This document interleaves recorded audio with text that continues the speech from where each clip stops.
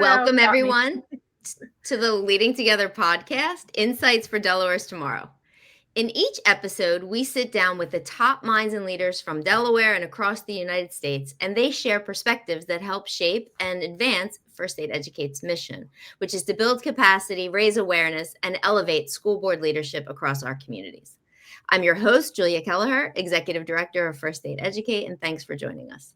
I'm very excited about my two guests today. They are wonderful women, talented professionals. I'll give you a brief overview, but it will never do justice to who they are, and I'm glad that you're going to get a chance to hear from them directly. Senator Laura Sturgeon, who represents Delaware's 4th Senate District, which includes like Hockessin, Greenville, Pike Creek. She's the first Latina ever elected to the Delaware State Senate. And before she went into public service, she was an educator, teaching English and Spanish. That experience, I think, never left her. You'll hear from her directly, but she brings that firsthand lived experience to all of her work in leadership, does a fabulous job with the committees that she leads, and then also with, if you may have heard of, the Public Education Funding Commission, where, she's really trying to change how Delaware public education works. And it's one of the most consequential issues that the state has faced. She's joined by another remarkable woman who also has a long history with education, serving in different forms, but currently is the Director of Legislative and Political Strategy for the Delaware State Education Association. So we are big supporters of education and the unions and our teachers at First State Educate. I think it's an extremely important voice to have at the table. And Taylor is unique because she's one of those people that understands the machinery of policy and practice. You can't get anything by her when you're pitching a policy, and she's going to ask how it is that it's going to get done. She's worked side by side with lawmakers, educators, and she's really played a pivotal role in rethinking the school funding that I mentioned earlier. So together, Senator Sturgeon and Taylor Hawk are here to represent two important perspectives, legislative on one side and the advocacy side and the teacher perspective on the other. So welcome, ladies. Thank you so much for being here. It's great to be with you, Julia. Yes, thank you so much for having us. Of course. All right, so let's jump right in. The funding conversation. It's got deep roots. It's been around for a while. Senator Sturgeon, Taylor, you've both shaped this in really, really significant ways. So let's start by telling the audience, how did we get here? Well, let me start, and then I'll let Taylor fill in the things that I'm inevitably going to leave out. We have not changed the fundamentals of our funding formula since World War II. We're still using a funding system that's that old. And, the world has changed a lot. Education has changed. The needs of students have changed. And we've just been unable to change with it. So I know that one of our experts that we work with on the funding commission is Mike Griffith, who will tell you that he first started coming to Delaware to try to help update our funding system about, I think he said 15 years ago. So it's been at least that long since people have tried to tackle this to no avail. So we had the impetus to form a commission to tackle education funding and the way we fund after the lawsuit. So there was a lawsuit that various groups brought against the state of Delaware because students, especially students from of low income or multilingual learners, students with challenging backgrounds, were just not showing the kind of gains we would expect on standardized tests and in terms of graduation rates and all the various metrics that we use to measure whether our schools are serving the needs of all students. Students from disadvantaged backgrounds were just not doing well in our public education system compared to their peers, and even compared to surrounding states. So a lawsuit was brought against the state of Delaware for not really meeting the needs of all students, and that lawsuit was settled. The settlement had several parts. One was requiring reassessment of all the properties in Delaware because reassessment hadn't happened in some of our counties in 40 years. And so in order to make sure that the taxes were aligned to the property values of today and not to property values of 40 years ago, reassessment was necessary. And that part of the lawsuit settlement has happened. Another part of the lawsuit settlement was that opportunity funds had to be created that specifically targeted low-income students and multilingual learners. And the opportunity funds have been applied. They have been, have been allocated and applied, but it's just not enough. It's a help, but it doesn't come anywhere near what we really need to meet the needs of all students. So we did that part. And then the third part of the lawsuit was that an independent commission had to be commissioned, or an independent study, that's what I meant to say, had to be commissioned to look at exactly what are the flaws in our funding system, what are the holes where money is not going to the students who need it the most, and how would we address those. So a group called the American Institute of Research, AIR, did this study, and they came up with recommendations of ways that we could make our funding system more equitable and adequate, which is a really important word to consider. They came up with a comparison of our state to our surrounding states and found that we underfund our system for the needs of our students to the tune of somewhere between $600 million and $1 billion. And that the states all up and down the eastern seaboard from Maryland on up, and all our surrounding states, Maryland, New Jersey, Pennsylvania, all fund their education system more robustly. And indeed, they also get better outcomes for all students, including student challenges. And so the AIR report itself, that was the end. That settled the lawsuit. Once that report was done, along with the reassessment, along with the opportunity funding, the lawsuit settlement was done.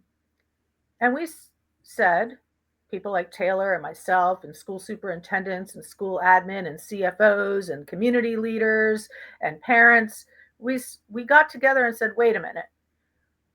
We can't just stop at having a study that tells us what the problem is. We now need to go out and solve the problem. So we formed a commission of all the stakeholders that I just mentioned to look at that AIR report and figure out, how do we build a funding system in Delaware that is equitable and that invests an adequate amount of money into Delaware schools so that we can meet the needs of all students? And that's the background of how the PEFC came about.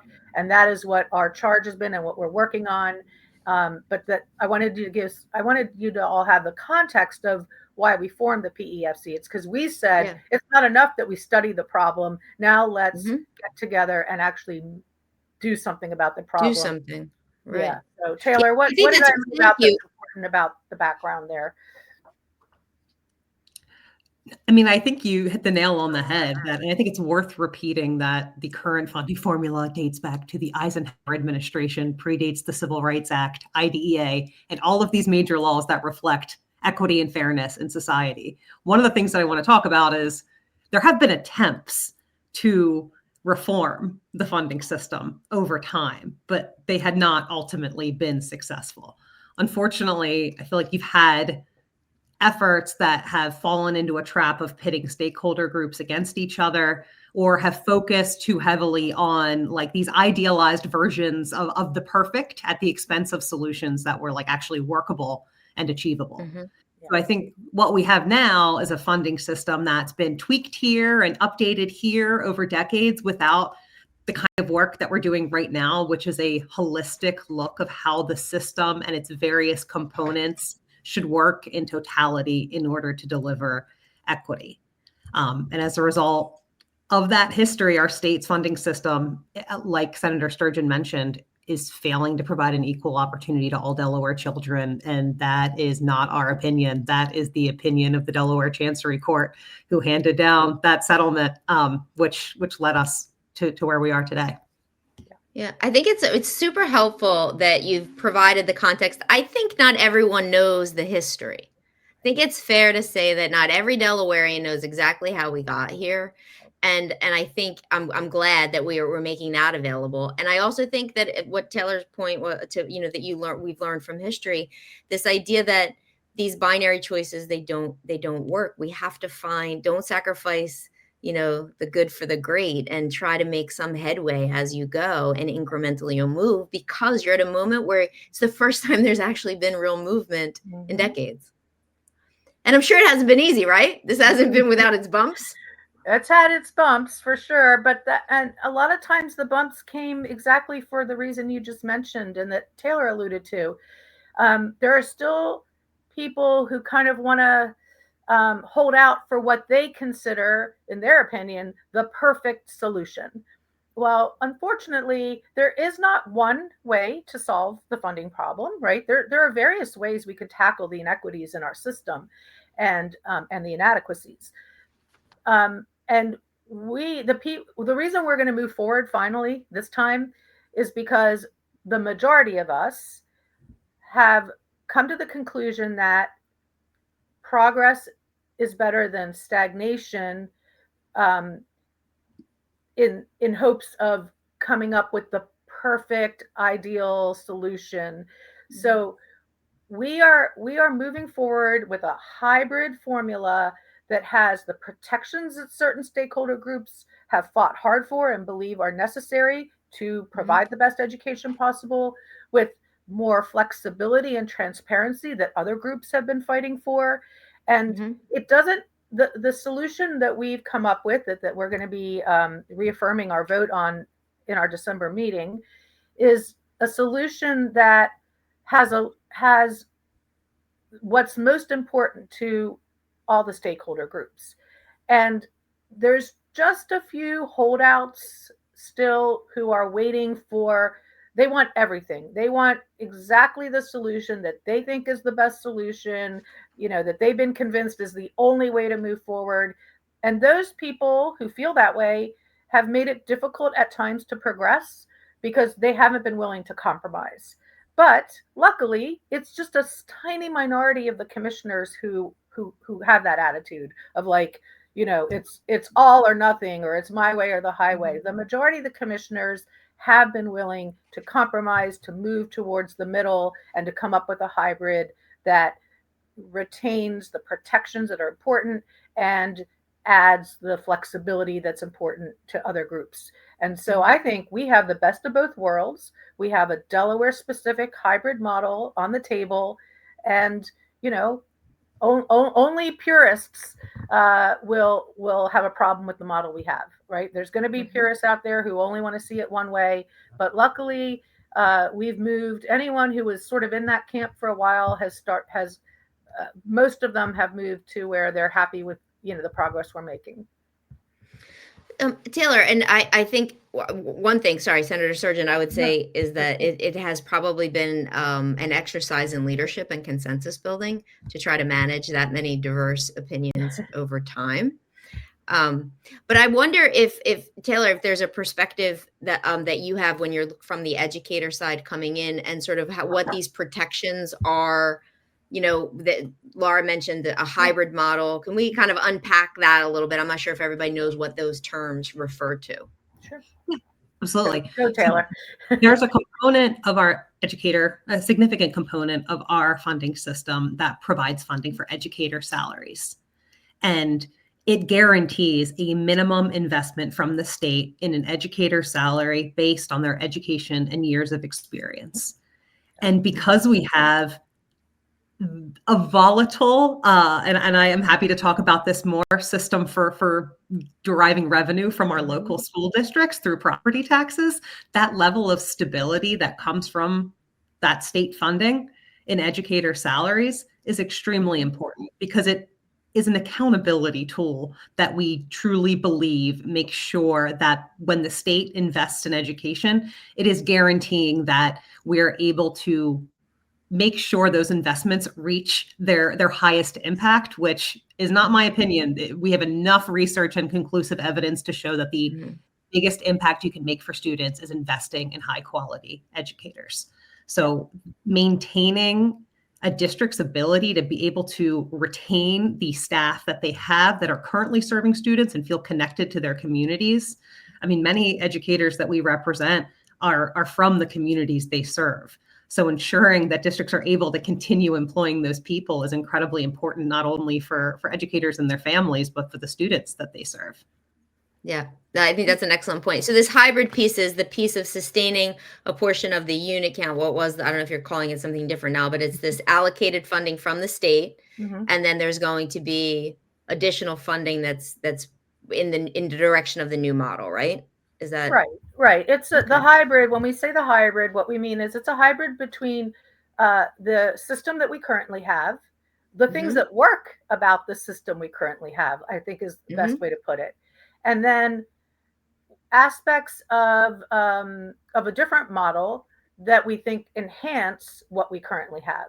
So the base Okay. funding still retains the resource-based funding model that makes sure that the majority of the funds that districts get from the state are being put towards educators. The people who Mm-hmm. make the biggest difference in the lives of the students are the educators, and there's tons of research that backs that up. Mm-hmm. And we need to make sure that educator pay is being safeguarded, that all the gains we made through the public education uh, uh, it's a public education compensation Oh, right. commission. The So that was previous the commission. Yeah. PECC. Now we're the Uh-huh. PEFC. The Mm-hmm. PECC fought really hard to get, for example, teacher pay to a baseline pay of $60,000 a year. And Mm-hmm. that was like phased in over several years. We're still not even there. I think we have another year to go, Oh, wow. maybe even two.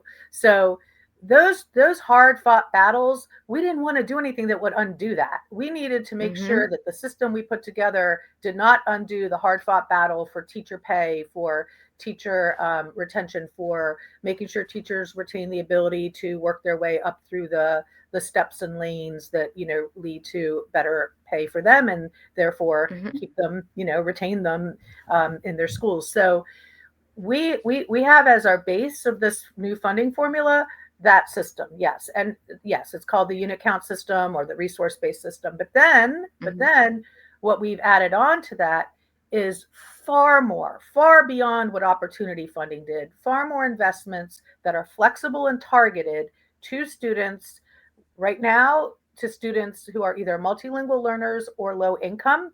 But Mm-hmm. those categories could be subdivided into like different levels of multilingual learner. We're getting a lot of feedback from the community that they like to see, different levels of investment depending on where they are in their language acquisition. Um, Uh-huh.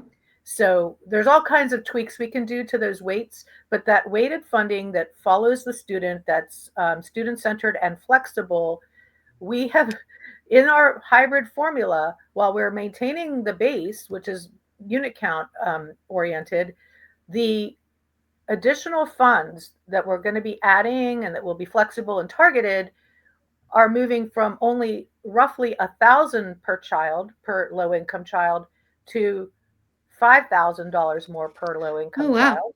Yep. And roughly 1,000 for an MLL student is moving up to almost 4,000, 3,900 per MLL student. Hmm. And they get combined. If a student is both low income and multilingual learner, they Mm-hmm. get both those allocations. So, for anyone to say that because we're retaining unit count, we're somehow not also addressing needs in a very Mm-hmm. targeted fashion towards the students who need it most, it's just false. We Yeah. absolutely are. In fact, in a way that is more generous than just about any other state. Mm-hmm. So our model is set up to target funds where they're needed most while retaining the assurances that the majority of the funding goes towards the most talented, most dedicated educators and retaining Mm-hmm. them, because there is no world in which spending the money on, fancy new programs or even curricula or whatever is going to lead to change. It's always going to be the having the most talented, most dedicated teachers, and putting into their hands the best, research based and evidence based Mm-hmm. curricula and instructional strategies and lots of great PD. That combination is what changes the lives for students. Mm-hmm. We don't want to do anything that would risk investments being primarily in the workforce, because they're the ones who change lives. It's definitely a lot of factors to balance at the same time. It feels like there's a lot of competing interests. And I think that was a great illustration with the concrete example. So thank you, Senator Sturgeon. I want to go back to, because in this context, right, I don't know if the word was volatility, but sort of the wide variation in what the local revenue is. Yeah. So Taylor, maybe you could talk a little bit about, what does every local district, is it all the same? Everybody gets the same money from the state, and every district gets the same money. It all equals out, or what problem are we trying to solve here? Mm-hmm. Thank you for asking the question. I am very eager to answer it, and I did board volatility and will continue to do so. So when people talk about the state and local revenue split, you'll often hear them refer to either a 60-40 or a 70-30 split. And that's referring to the idea that the state is supposed to cover a certain percentage of school funding, and the local district is intended to cover the rest. When you're looking at education and funding overall, you're looking at a rough 60-40 split. And when you're looking at educator salaries, the intention is supposed to be 70% from the state, 30% from the locals. But as you mentioned, it's important to understand that that doesn't actually happen in practice, because there are significant differences in districts' ability to raise those funds. And on the local side, districts raise money entirely through property taxes. And there are some real baked in inequities to that system in a number of different ways. First of all, not all districts have the same property tax base. You have some districts that have higher residential property values, higher percentages of valuable commercial property. And across the country, you see how that changes depending on economic factors. You could have a real strong industry town, and when that industry leaves, there are significant impacts to the local school district. You can also have districts with high concentrations of tax-exempt properties. Like, all of these factors drive the amount of money districts are able to raise when they increase their taxes. So even if you have districts with the same tax rate, they could bring in significantly more revenue depending on their tax base. And in terms of being able to increase the tax base, Delaware's system is uniquely restrictive. In order to approve, unlike our neighboring states where there's some allowance to increase rates just to keep up with inflation, cost of living, that kind of thing, and anything above and beyond requires voter approval. Even to keep up with cost of living increases, you need voter approval. So we have the system where we haven't until recently reassessed properties, but had this voter approval requirement. So your district's just going back, holding off as much as they can, because these referendum campaigns, these voter approval campaigns cost money. And then they would go to voters and have to ask for as much as they needed to keep the lights on. And real quick, because I can talk about local revenue for a long time, and I won't. The state having property tax inequities from district to district is not a uniquely Delaware thing. But most states build into their funding system a component in the state funding system that's intended to offset those differences. And in Delaware, that's the equalization component of the formula, which has been frozen for over a decade because we have not had accurate property values to run through that formula. So you really have this system where local property wealth is not being fully accounted for on the state side of the formula. And then you have these local revenue contexts that are really, really driving inequity from district to district. And you see it in educational opportunities for students, and you see it in teacher salaries and the differences from district to district. Yeah. So can you both are doing such a great Julia. job explaining this. I mean, honestly, I think it's complex. It's not straightforward. There's a lot to learn here, and I appreciate that both of you are laying it out so clearly. Sorry, Senator Sturgeon. Sorry, I didn't mean to just talk over you.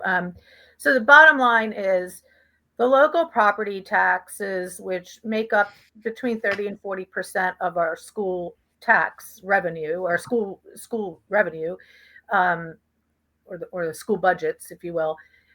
That was completely inequitable. We had some districts that had a lot of local property wealth, that were not contributing on the local side very much towards their schools, and we're getting a ton of like state dollars. And then we had districts who have very little capacity to raise money from their local from their local properties, because the properties just don't have the same value, and they were not getting they weren't getting compensated for with state dollars, because that equalization system had been frozen 10 years ago, whenever, like a long time ago. And over that time, there was a huge change. Like, you can imagine, there once, around the beaches, there were little bungalows, and manufactured housing communities that over the last 15 years, people have torn those buildings down and built like huge, 3-story, 10-bedroom, small mansions. And so that would be an area where at one point, the local property wealth was pretty low. But today, the local property wealth of those beach communities is huge. But they're not. But because equalization was frozen back when the property wealth was very low, they're still getting all these extra state funds, even though they have the ability to raise more off of the local property. So then they end up getting the best of both worlds. Lots of extra state funds, plus really good, robust local funding, so they can have these beautiful schools with, high teacher salaries and great programming.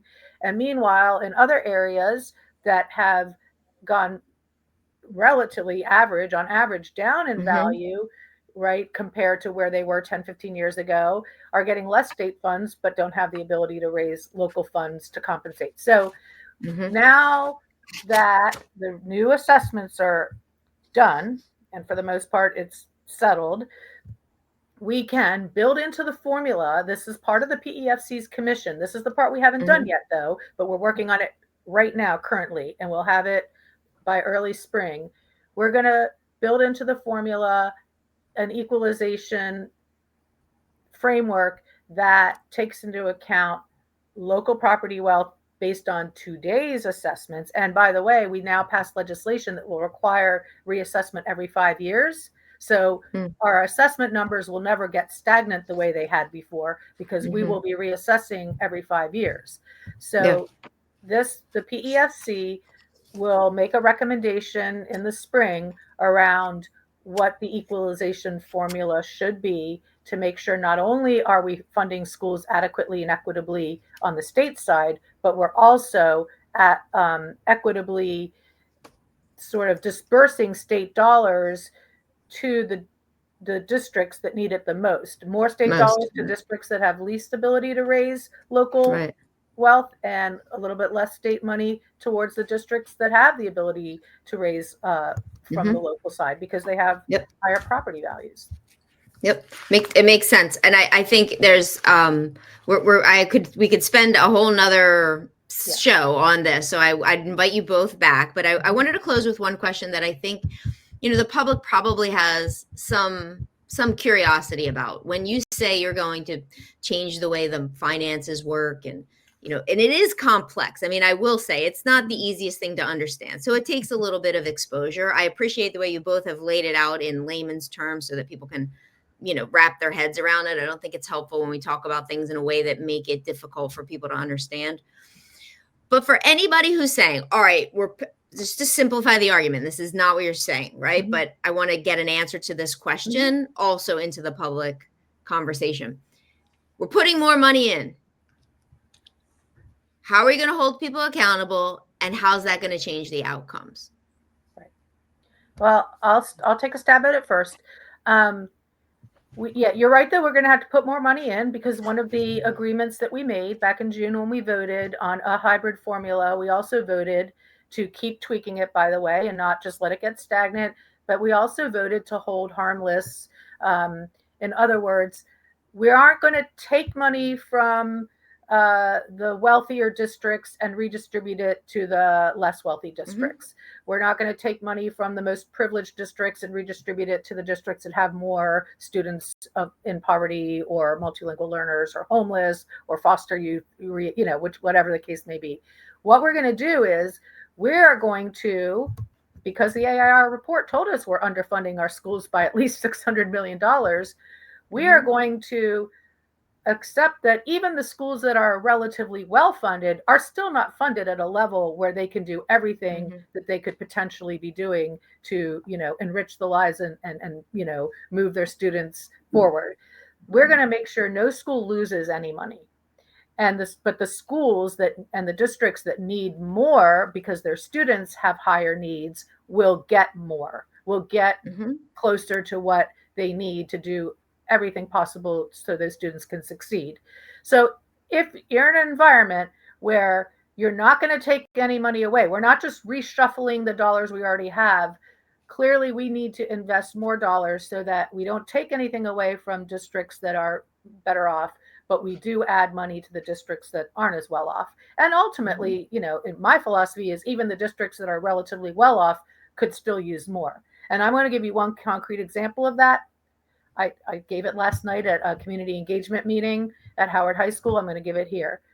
I taught in a school that was in a relatively affluent area that had mostly middle income and high middle income students, had a fairly low percentage of students in poverty.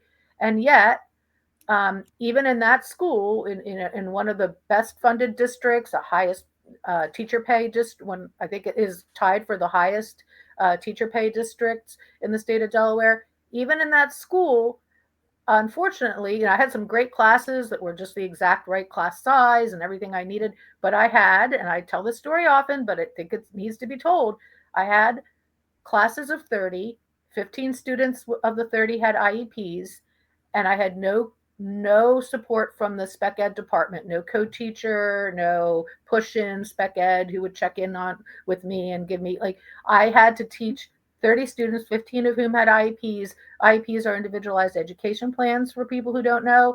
Of the 15 that had IEPs, a couple of them were complex and intense. It wasn't just basic, but also complex and intense. And it was just me alone having to make sure all of those students got what they needed to do well. And obviously, I was set up for failure in that situation, as were my students. And this was in a relatively high income area, middle to high income area with mostly. So imagine. Yeah. So exactly. So imagine, but the point is, even in a really good, school that's pretty well funded, we're not meeting the needs of all students. Do you think I was able to meet the needs of all the students in those classes? Of course I wasn't. So even our relatively well-funded schools really do need more to truly do the job that, every student deserves that we do for them. So the accountability that you mentioned, because yes, if you ask people to invest more, you have to be able to show them outcome. If the AIR report is accurate, the states that invest more, sure enough, guess what? They have better outcomes. They have better outcomes on standardized tests. They have better outcomes on graduation rates. They have better outcomes in all the various metrics you would use to measure success. We would expect to see the same in Delaware if we're investing at the level we should be. And so we will be looking at the metrics that everyone else looks like. NAEP scores, SAT scores, graduation rates, where students are 5 years after graduating from a public high school in Delaware. Are they gainfully employed or in a full-time degree program or getting a master's degree or whatever? All those measures should improve with the added investments. That's been the case for all our surrounding states. So I don't know why it would be different from Delaware. And now I'll let you turn it over to Taylor. Tara? Can I add to that, please? Yes. I think it's such an important question because when we represent educators, we also represent taxpayers. Our retired educators want to know, they're on fixed incomes. When we're talking about investing more, they want to know that we're investing in a system that's going to pay off for students. And I think I want to take this opportunity to use my favorite analogy from the funding consultant we're working with, Mike Griffith.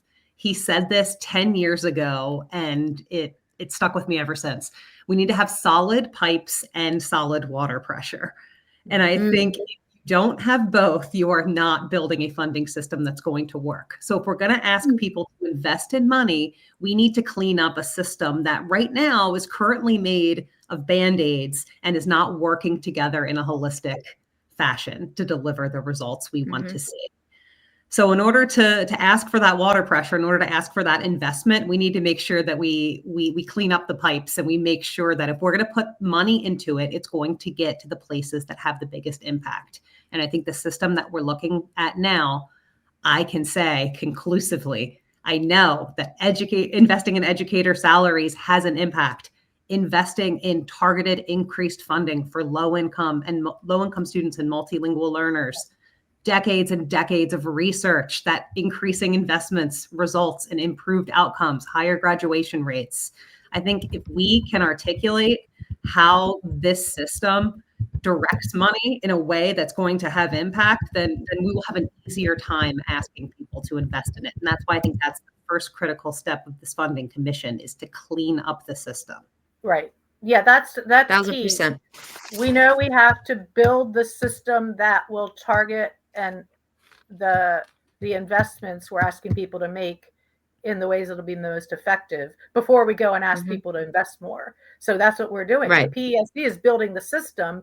Then the governor and the legislature can, in good faith, go to the people and say, okay, now we have a system that works. Now we have a system that wasn't from the Eisenhower, is not from the Eisenhower era. Right. Now,